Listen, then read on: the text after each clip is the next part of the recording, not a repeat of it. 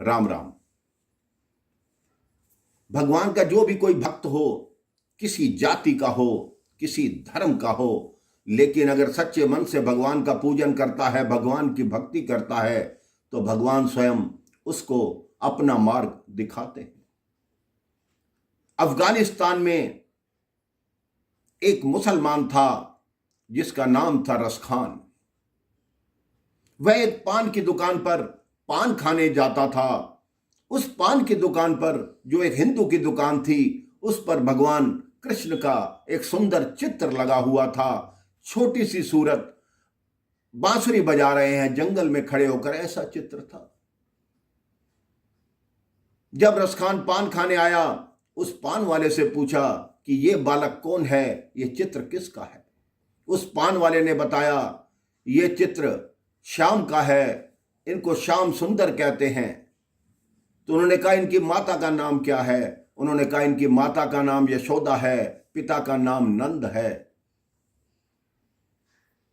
तो रसखान ने बोला, इसकी मां ने इनको जंगल में छोड़ दिया, कितने नीचे कांटे हैं, फिर भी नंगे पैर हैं, इन्होंने जूती क्यों नहीं पहनी हुई? तो हिंदू दुकानदार ने मुस्कुराते हुए कहा, इनकी मां लापरवाही कर गई होगी, तुम पहना दो ना जूते। रसखान ने कहा, तुमने बहुत अच्छी बात कही, अब मैं ही इनको जूते पहनाऊंगा, लेकिन मुझे ये बताओ, ये रहता कहां है? उस पान वाले ने कहा कि ये तो वृंदावन में रहता है, भारत में। अब रसखान ने बहुत सुंदर जूती तैयार की और वृंदावन के लिए अपने घर से रवाना हुआ। कई माह के सफर के बाद वो वृंदावन पहुंचा। वृंदावन में आकर पूछता है कि यहां श्याम कौन है, कहां रहता है? वहां के ब्राह्मणों ने कहा, यहां तो कई श्याम रहते हैं, कई बच्चों के नाम श्याम हैं। रसखान ने कहा, नहीं, जिसकी मां का नाम यशोदा और पिता का नाम नंद है। तब ब्राह्मणों ने कहा, वो तो बाके बिहारी मंदिर में जाइए, आप बिहारी जी की बात कर रहे हैं, उन्हीं के अनेक नाम हैं, कोई उन्हें श्याम कहता है, कोई मनमोहन कहता है, कोई बिहारी कहता है, आप बिहारी जी के मंदिर जाइए। रसखान जैसे ही मंदिर में प्रवेश करने लगे, पुजारियों ने उनको रोक दिया कि तुम मुसलमान हो, मंदिर के अंदर प्रवेश नहीं कर सकते। रसखान बाहर सीढ़ियों पर बैठ गए और कहने लगे, कोई बात नहीं, मैं प्रवेश नहीं कर सकता, लेकिन मेरा श्याम तो घर से बाहर आएगा। सुबह निकली, शाम निकली, रात्रि हुई, अर्धरात्रि बीत गई। वो सिर्फ एक ही बात कह रहे हैं कि मेरे श्याम कब आओगे, कब आओगे, कब आओगे। प्रातः 4 बजे का समय, जैसी मूरत रसखान के दिल में बसी हुई थी, वैसी मूरत एक छोटा सा बालक उनके सामने आकर बैठ गया और बोला, हाँ बताओ रसखान, मैं आ गया हूं।